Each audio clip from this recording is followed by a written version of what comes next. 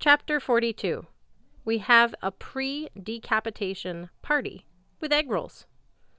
Crashing at Blitzen's apartment was the high point of our trip. Not that that was saying much. Blitz rented the third floor of a row house across the street from Svartalf Mart. Yes, that's a real thing. Considering the fact that he was due to be decapitated the next day, he was a good host. He apologized for not cleaning up, though the place looked spotless to me, microwaved some egg rolls, and brought out a liter of Diet Sergeant Pepper with a six-pack of Fjallard's foaming mead, each bottle uniquely handcrafted in a different color of glass. His furniture was spare but stylish, an L-shaped sofa and two space-age armchairs. They probably had names and were famous among living room furniture, but Blitzen didn't introduce them. Neatly arranged on the coffee table was a spread of dwarf men's fashion and interior design magazines. While Sam and Hearth sat with Blitz, trying to console him, I paced the room. I felt angry and guilty that I'd put Blitzen in such a tight spot. He'd already risked enough for me. He'd spent 2 years on the streets, watching out for me, when he could have been here, kicking back with egg rolls and foaming mead. He'd try to protect me from attacking the Lord of Fire Giants with a toy sign. Now he was going to lose his head in a craft-off with an evil senior citizen. Also, the dwarven philosophy of crafting had unsettled me. In Midgard, most things were breakable, replaceable junk. I'd lived off of that junk for the last 2 years, picking through what people discarded, finding bits I could use or sell, or at least make a fire with. I wondered what it would be like living in Nidvalir, where every item was crafted to be a lifetime work of art, right down to your cup or your chair. It might be annoying to have to recite the deeds of your shoes before you put them on in the morning, but at least you'd know they were amazing shoes. I wondered about the Sword of Summer. Freya had told me to befriend it. She'd implied that the weapon had thoughts and feelings. Every crafted item has a soul, Blitz had told me. Maybe I hadn't properly introduced myself. Maybe I needed to treat the sword like another companion. Blitz, you must have a specialty, Simmer was saying. What did you study in trade school? Fashion, Blitzen sniffled. I designed my own degree program, but clothing isn't a recognized craft. They'd expect me to hammer molten ingots or tinker with machinery. I'm no good at that. You are, Hearth signed. Not under pressure, Blitz said. I don't get it, I said. Why does the loser have to die? How do you decide the winner? Blitzen stared at the cover of Dwarf Quarterly, New Looks for Spring, 100 Uses for Warg Leather. Each contestant makes 3 items. They can be anything. At the end of the day, the judges rate each item according to its usefulness, beauty, quality, whatever. They can assign points any way they wish. The contestant with the most overall points wins. The other guy dies. You must not have a lot of competitions, I said, if the loser always gets decapitated.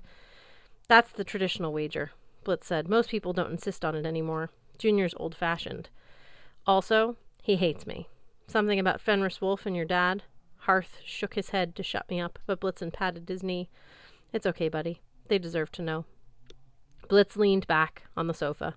He seemed suddenly calmer about his impending doom, which I found unsettling. I kind of wanted him to be punching walls. I told you dwarven items are made for life, he said. Well, lifetime for a dwarf can mean hundreds of years. I studied Blitz's beard, wondering if he'd dyed out the gray whiskers. How old are you? 20, Blitz said. But Junior, he's going on 500. His dad, Eitri, was one of the most famous craftsmen in dwarven history. He lived over 1,000 years, made some of the gods' most important items. Simran nibbled on an egg roll. Even if I've heard of him, he's in the old stories. Even I've heard of him. He's in the old stories. He made Thor's hammer. Blitzen nodded. Anyway, the rope Glipnir, you could argue it was his most important work, even more than Thor's hammer. The rope keeps Fenris Wolf from getting free and starting doomsday. I'm with you so far, I said. The thing is, the rope was a rush job. The gods were clamoring for help. They'd already tried to bind Fenris with 2 massive chains. They knew their window of opportunity was closing. The wolf was getting stronger and wilder by the day. Pretty soon he'd be uncontrollable. So Eitri, well, he did his best.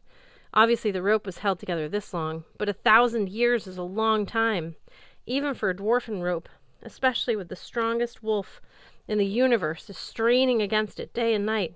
My dad Beely was a great rope maker. He spent years trying to convince Junior of it. He spent years trying to convince Junior that Gleipnir needed to be replaced. Junior wouldn't hear of it.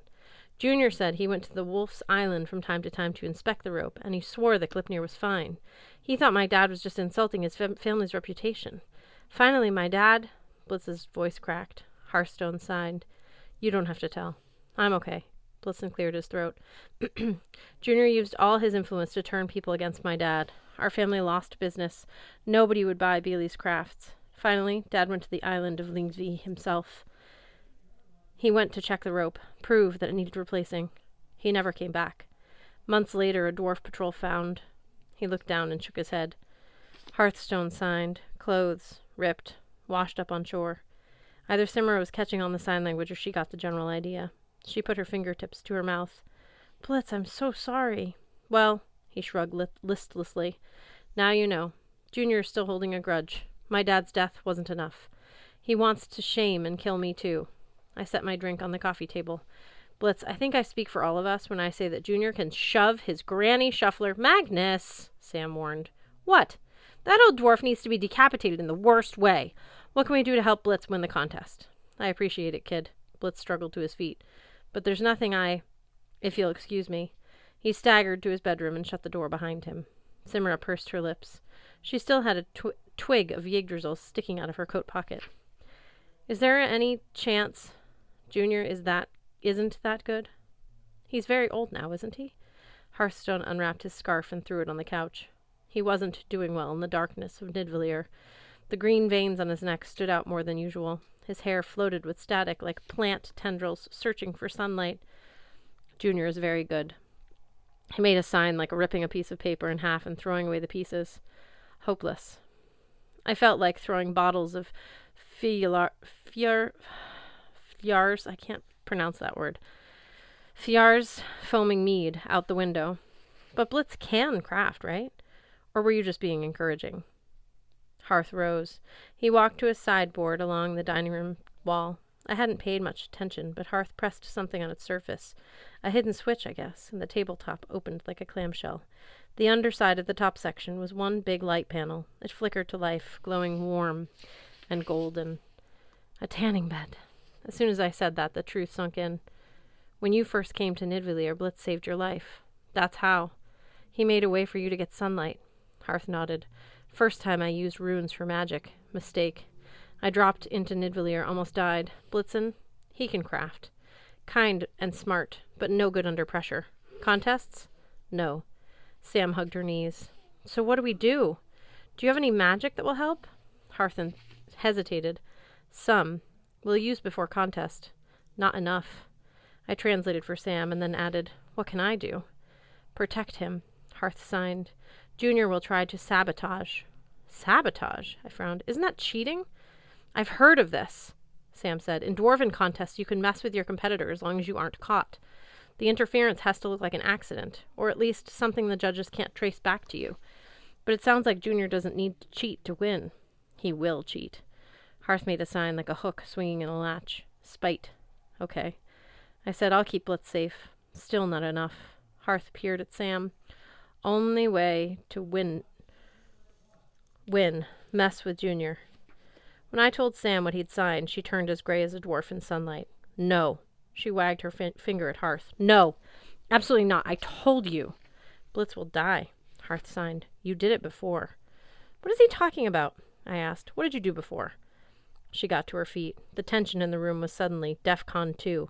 Hearthstone, you said you wouldn't mention it. You promised. She faced me, her expression shutting down any further questions. Excuse me, I need some air. She stormed out of the apartment. I stared at Hearthstone. What was that?